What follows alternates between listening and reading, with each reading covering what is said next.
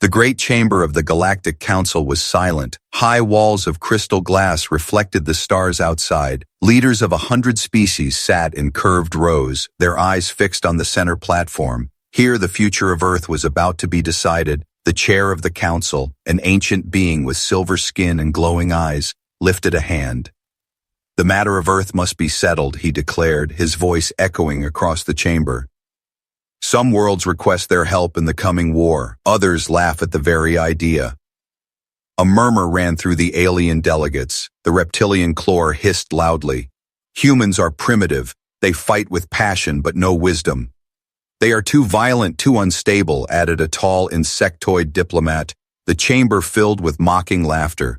Only one delegate stayed quiet. It was the envoy from Earth, Ambassador Daniel Hale. He wore a plain suit, no armor, no weapons, just calm eyes watching the council. Inside, his heart burned with anger, but his face remained still. "Why should we call Earth's warriors?" said another delegate. "They have never faced a galactic fleet. They have no experience. They have no honor." More laughter filled the air, but the chair raised his hand again, and silence returned. "The threat we face is not small," the chair said slowly. "The Zorath Dominion grows stronger every day. Their fleets already destroyed 3 border worlds. Their armies are unmatched." Fear passed through the chamber. Even the proudest alien leaders shifted nervously in their seats. "And yet," the chair continued, "some believe that humanity has warriors who might help us." He turned to look at the human envoy. "Earth representative, what do you say?" Daniel Hale rose slowly. He looked around the chamber at the many faces filled with arrogance and disbelief. When he spoke, his voice was steady. "Humanity does not seek war, but when war comes, humanity does not run. On Earth, our history is filled with battles for survival, for freedom, for honor. We do not fear the enemy," he said, his eyes flashing. "The question is, do you?" The word shocked the chamber. Some delegates shouted in anger. Others whispered to each other. The reptilian clore slammed his claw on the table. "Empty words. You have no fleets, no warriors that matter." Daniel only smiled faintly. He knew what they did not. He knew what was waiting in the shadows of space, hidden from galactic eyes. The chair lifted his hand again. "Enough. The council will decide later. For now, humanity's request to join the war is rejected." The chamber erupted with noise. Some cheered, some scoffed. A few looked uncertain. Daniel bowed slightly and turned to leave, but before walking away he spoke one last sentence, quiet but sharp. "When the Zorath come for your worlds, remember the choice you made today." Outside the chamber, Daniel stepped into the long corridor lined with stars. A small communicator buzzed at his wrist. He touched it and a voice whispered through the channel. "Ambassador, the fleet is ready." Daniel paused, looking once more at the shining towers of the council's homeworld. "They laugh at us," he said quietly. "But soon the galaxy will see Earth's warriors with their own eyes." Far above, hidden in the darkness of space, massive shapes stirred. Human warships, black and silent, waited for the call. Their engines hummed like sleeping giants. And in their barracks, human warriors checked their weapons, eyes hard with determination. The galaxy thought Earth was weak, but Earth was only quiet. And silence does not mean weakness. It only means the storm has not yet begun. The stars over the council's world burned brighter than usual that night. Ships moved in steady patterns above the city, glowing like fireflies in a dark sky. But the beauty was broken when a sudden alarm echoed across the capital. News spread fast. The Zorath Dominion had entered the Outer Rim. One of the council's border colonies was already gone, wiped away in a storm of fire. Panic began to ripple through the grand halls. Inside the council chamber, fear replaced arrogance. The insectoid delegate, once mocking humanity, now trembled with his wings shaking. "They move too fast," he cried. "Their fleets are larger than anything we have seen." The reptilian clore hissed angrily, slamming his claws against the table. "We must call every fleet, every soldier, or the Dominion will crush us all." But another delegate whispered in despair, "No fleet can stop them. We are outnumbered, outgunned. They are unstoppable." The words chilled the chamber. For the first time, the Great Council looked less like rulers and more like frightened children. At that very moment, a young messenger rushed in, his scales pale with fear. He bowed low before the chair. "My lords, the humans, they are moving." The chamber froze, all eyes turned toward the chair. The humans? He asked, voice sharp. The messenger nodded quickly. Yes, Counselor, Earth fleets are leaving orbit, thousands of ships, moving into battle formations. A storm of voices erupted at once. They dare act without permission? This is madness. They will be slaughtered. Ambassador Daniel Hale, standing at the edge of the chamber, finally spoke. No, he said firmly. They will not be slaughtered. The council turned toward him in disbelief. Humans have prepared for this day, he continued, his voice cutting through the noise. You thought us weak because we were silent, but silence is not weakness. Silence is patience. Outside in the cold expanse of space, the first human fleet ignited its engines. Hundreds of warships slid from the shadows like predators awakening. Their black armor reflected no light. Their weapons gleamed with hidden pows. They moved with discipline, not chaos, each ship locked into perfect formation, like soldiers marching across the stars. On the Zorath flagship, a massive beast with 4 red eyes stared at the screens. Humans, it growled, tasting the word like poison. We crushed their colonies long ago. They cannot stand against us. But his second-in-command hesitated. These ships, they are not what the records showed. They look advanced. The commander snarled. Then we will destroy them and remind the galaxy who rules. Back in the council chamber, fear mixed with anger. You fools, shouted the insectoid delegate. You will bring the Dominion's wrath on all of us. Daniel's gaze stayed calm. The wrath is already here, he answered quietly. At least humanity will face it standing tall, not kneeling. The chair slammed his hand for silence. Enough, he declared, though his voice shook. Let the humans throw themselves to death if they wish. The council will not intervene. Daniel bowed slightly, but there was fire in his eyes. Remember those words, Counselor, he said, when our warriors turn the tide. In the black of space, the first clash began. The Zorath fleet appeared like a storm, their ships monstrous and spiked, engines roaring with red light. They advanced like a wall of fire, confident and merciless. The humans did not retreat. Instead, they advanced faster, sharper, with movements the enemy did not expect. On the bridge of the human flagship Valiant, Admiral Sarah Keene stood tall. Her voice rang clear. All units, hold formation. Shields to maximum, weapons ready. Around her, officers moved with calm precision, their hands steady. No panic, no fear, only resolve. The first human salvo lit the void. Dozens of enemy ships exploded in sudden bursts of flame. The Zorath roared in fury, their commander stunned. How did they pierce our shields so quickly? His second whispered, they fight with strategies we have never seen. The battle grew fierce. Explosions painted the stars with fire. But through the chaos, the human fleet moved as one. Every maneuver sharp, every strike calculated. They were not fighting like a desperate species. They were fighting like warriors who had been waiting for this moment. And on every channel across the galaxy, broadcasts of the battle spread. Council worlds watched in silence. Aliens who once mocked humanity now stared in disbelief. Earth's warriors were not weak. They were unstoppable. The council chamber, filled with delegates, grew quiet as they watched the screens. Even the proud Clore leaned forward, his eyes wide. Impossible, he muttered. This cannot be humans. But Daniel Hale only smiled faintly. They are humans, he whispered. And this is only the beginning. The void of space burned with fire. Wreckage floated where Zorath ships once stood strong, but the enemy did not retreat. They came again, in greater waves. The galaxy watched in disbelief as humans faced the storm without fear. On the bridge of the flagship Valiant, Admiral Sarah Keene studied the holomap. Her eyes were cold steel, her voice steady. They outnumber us 3-1, but numbers mean nothing if they cannot think. Officers nodded, their hands flying over controls. The human fleet shifted formations with precision, moving like blades cutting water. The Zorath commander roared aboard his flagship. Charge them, break their lines, crush these insects. Thousands of ships advanced, their red engines blazing like fire demons.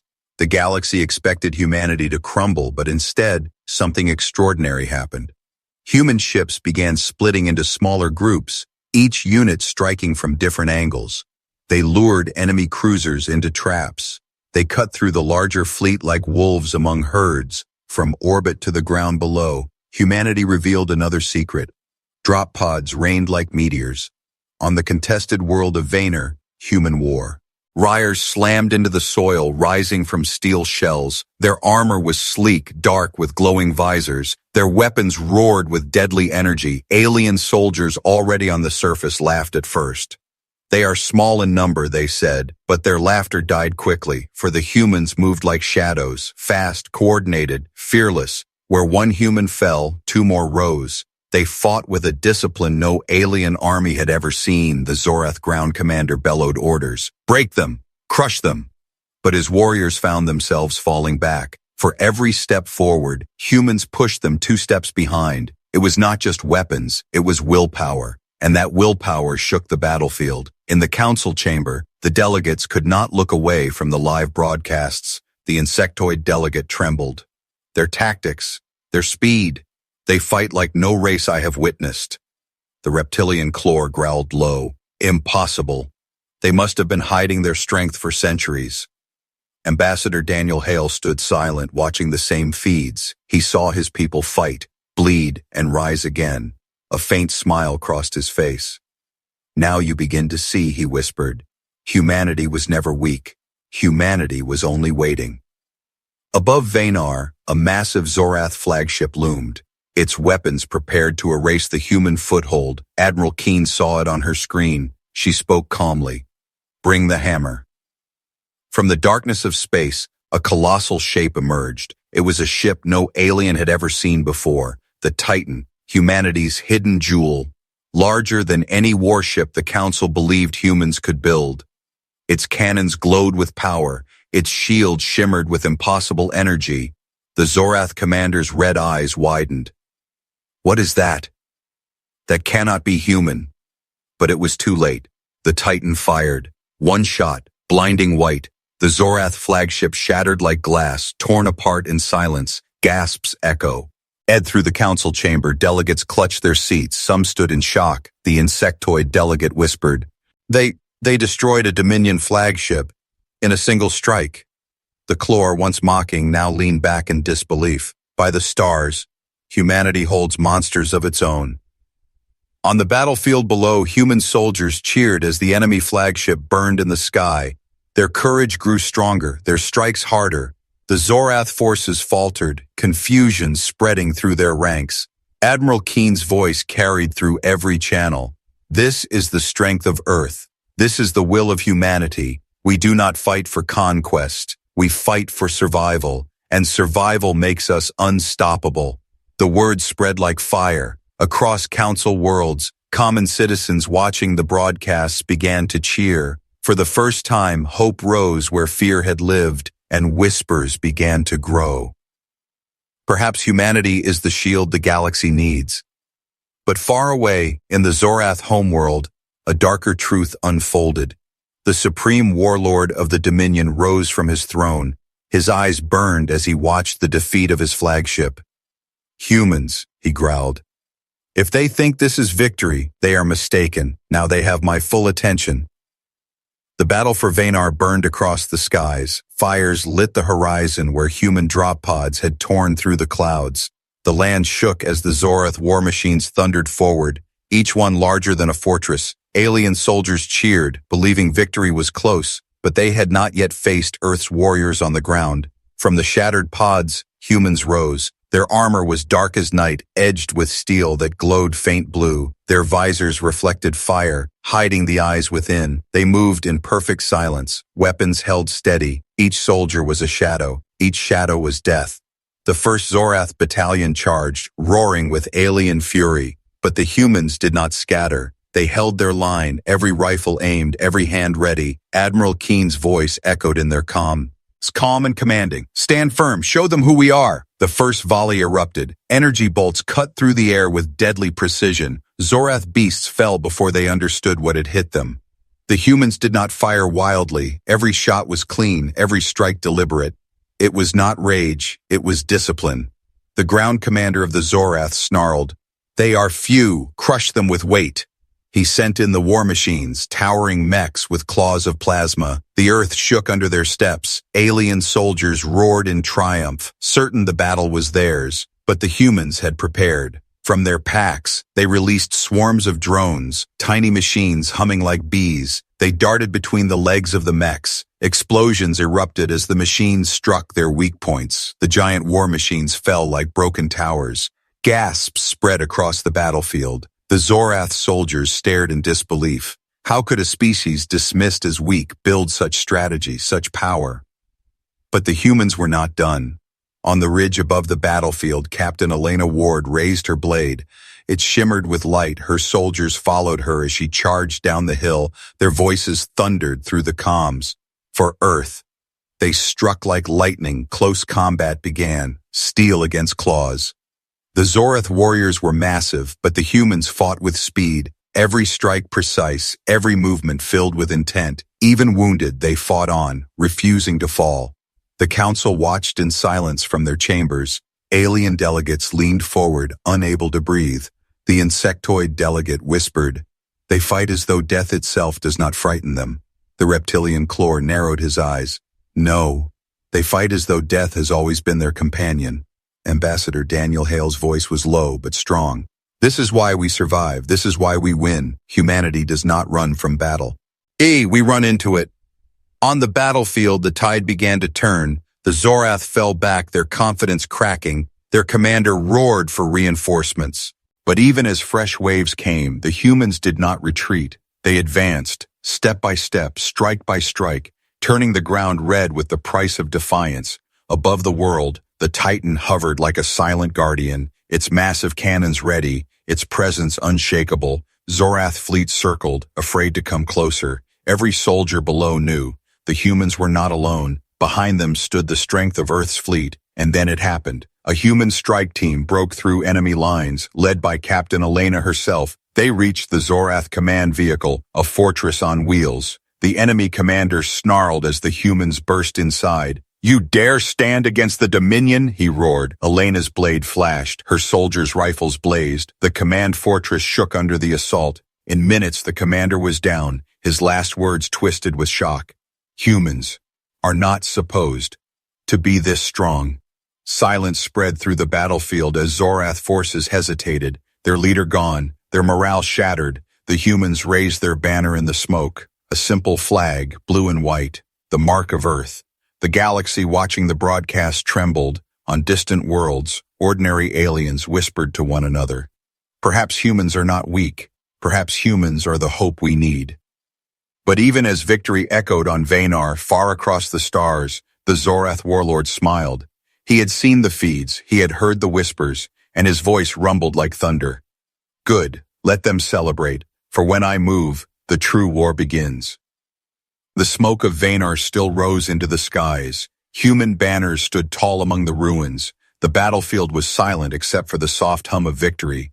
But far away, the echoes of that battle shook the galaxy. On worlds across the stars, people whispered in markets and homes. They said humans were weak, yet they destroyed a Dominion flagship.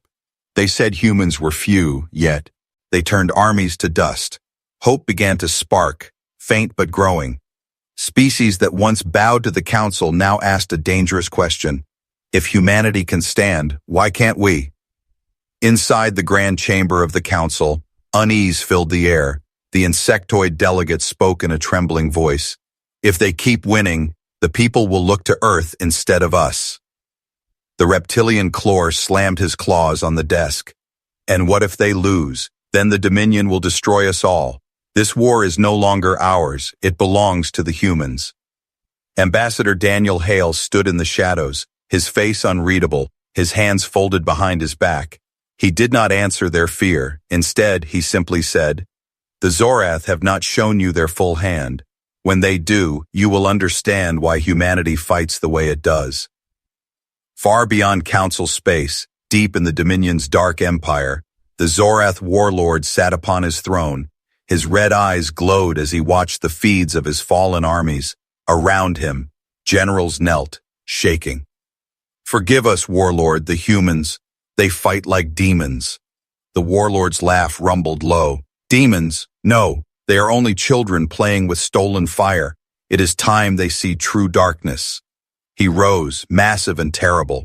Release the Leviathan, he commanded. The generals froze in fear. Warlord, the Leviathan is unstable. It devours everything. The warlord's grin widened. Exactly. Let it devour them. From the black docks of the Dominion, chains broke, engines roared, and a shape like a mountain drifted into space. The Leviathan. A warship so massive it blocked out the stars. Its surface writhed with living metal. Its cannons pulsed like beating hearts. It was not just a machine, it was a weapon built from hunger itself. The first report struck the council like thunder. A colony world gone, erased in a single blast, nothing left but ash. Another world screamed for Huttas. Before silence swallowed it, the Leviathan was moving, and nothing stood in its path. In the council chamber, voices cracked with terror. We cannot stop this. No fleet can fight such a monster. Hide, flee, surrender before it finds us. The great chamber shook with fear. Only Daniel Hale remained still, his eyes fixed on the images of burning worlds. He spoke softly. They think fear will break us, but fear is the fire that makes us stronger. On the bridge of the Titan, Admiral Keene received the transmission. Her officers went pale as the Leviathan filled the screens. It was larger than 10 flagships combined. Its core glowed with crimson fire. Every sensor screamed warnings. This is not a ship, whispered one officer. It is a nightmare. But Keene's voice was iron. Then we face the nightmare. Humanity does not turn away. Orders raced through the fleet, every ship prepared for the coming storm, every warrior readied weapons. On the ground, soldiers looked up at the sky, seeing the shadow of the Leviathan blot out the stars. Some whispered prayers, others only tightened their grip on their rifles. Captain Elena Ward stood among her troops, her armor scarred from the last battle, her voice steady. You've seen what they send against us. You've seen their numbers, their beasts, their pride. And every time you stood, this is no different. If we fall standing. But if we stand, the galaxy will stand with us. Her words carried through every comm line. Human hearts beat as one. Courage burned where fear had tried to grow. The Leviathan moved closer. Its cannons pulsed with light. The stars seemed to bend around it. Alien worlds watching from afar trembled. If the humans failed here, the galaxy was lost. In the council chamber, the delegates sat frozen. Even the proud Clore whispered, if they cannot stop this, no one can. But Daniel Hale's voice was sharp. Then pray they succeed, because humanity will not kneel. The galaxy held its breath. The Leviathan roared, and the battle for survival began. The Leviathan filled the void of space like a living nightmare. Its hull twisted and moved as though it was alive. Cannons pulsed with crimson fire. Each one strong enough to shatter a world. The galaxy trembled as the beast advanced toward the human fleet. On the bridge of the Titan, alarms screamed. Every officer looked pale, but none moved to flee. Admiral Sarah Keene stood at the center, her hands gripping the console. Her voice was calm, but it carried iron. All ships, hold formation. We face the monster together, not alone. The first blast came. A beam of red energy cut through the void. 2 human cruisers vanished in fire, their ashes scattering into space. The fleet shook but did not scatter. Instead, they moved closer, weaving in patterns the enemy did not expect. Target the eyes, Keene commanded. Her officers stared, confused. The Leviathan is alive, she said coldly. Every beast has eyes. Blind it, and it will stumble. The first strike began. Human destroyers dove into the storm. Their cannons blazing, dozens of smaller ships tore at the glowing orbs along the Leviathan's hull. Explosions burst across its body. The monster roared, its voice vibrating through the void. Whole systems felt the echo, but the Leviathan struck back. Its tendrils of molten metal lashed out. One strike tore a human battleship in half. Another wrapped around a destroyer, crushing it like a toy. Screams filled the comms, but the humans fought on. On the ground of Vanar, soldiers watched the sky. The shadow of the Leviathan swallowed the stars above them. Captain Elena Ward stood with her troops, her voice steady even as fear pressed against them. Look at it, the beast that thinks it can break us. It will not, because we are the wall that does not fall. Her words sparked fire in her soldiers. They readied their weapons, for even on the ground they would fight until the last breath. In the council chamber, the delegates clutched their seats. Some cried out in fear. Others demanded surrender. The insectoid delegates screamed, "They cannot win. The Leviathan is death itself." But Daniel Hale only whispered, "No. Death itself bends before those who refuse to kneel." Back in space, Admiral Keen made her choice. "Deploy the lance," she ordered. The crew gasped. The lance was humanity's most dangerous weapon, unstable, experimental, never tested in real combat. If it failed, the fleet would be left defenseless, but Keen's eyes never wavered. Better to burn trying than to crawl in chains. A section of the Titan opened. From its core, a massive spear of energy charged with violent light. It glowed brighter than a star. The fleet shifted to protect the flagship as it prepared to fire. The Leviathan sensed the danger. It turned its full fury toward the Titan. Beams of red fire struck its shields, tearing them apart piece by piece. The ship shook violently, metal groaning like thunder. Officers were thrown from their posts, but Keen stood firm. "Hold steady," she roared. "Earth is watching us. The galaxy is watching us." At the same time, human strike teams launched from carriers, tiny fighters, no larger than insects compared to the Leviathan.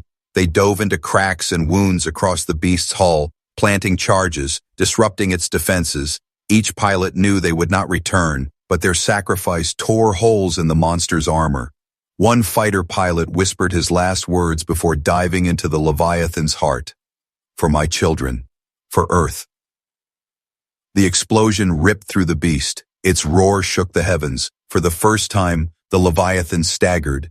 "Now!" Keen cried. The lance fired. A blinding beam tore through the void. It struck the Leviathan's core. For a heartbeat, silence ruled the stars. Then the beast screamed. Its body convulsed, light bursting from within. Tendrils flailed wildly, ripping through its own fleet. Its hull cracked open like shattered stone. And then,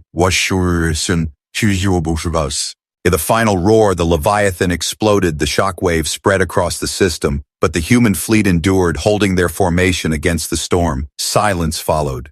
The Leviathan was gone. The battlefield was filled with burning wrecks, but humanity still stood, bruised, bloodied, but unbroken. Across the galaxy, cheers erupted. Species who once mocked humans now cried out their names. On council worlds, crowds filled the streets.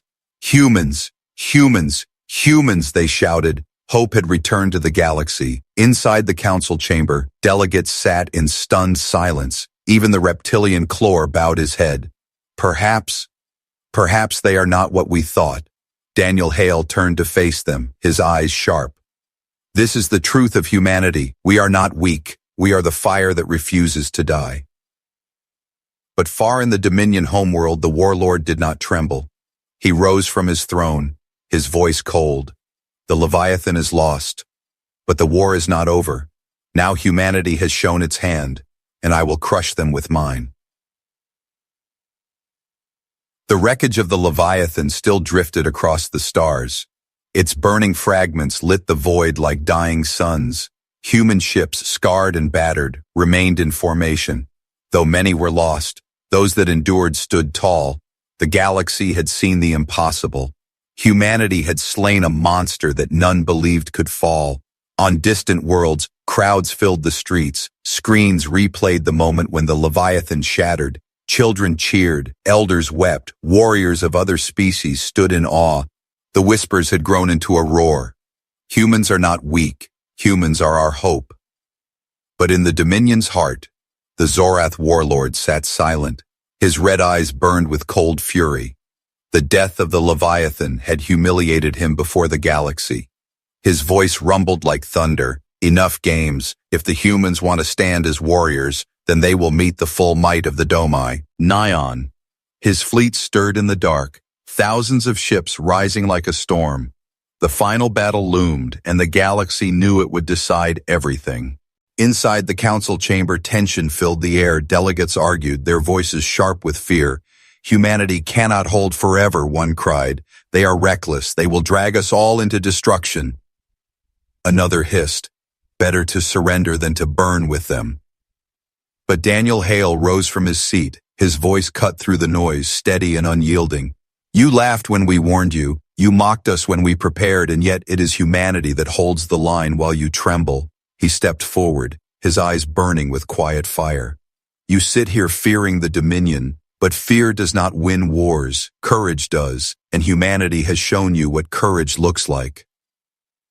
The chamber grew silent. Even the reptilian Chlor, once the loudest critic, now lowered his head. At last, the chair spoke, his voice heavy with shame. Ambassador Hale, you are right. We see now what we refused to see before. Earth's warriors are the shield of the galaxy.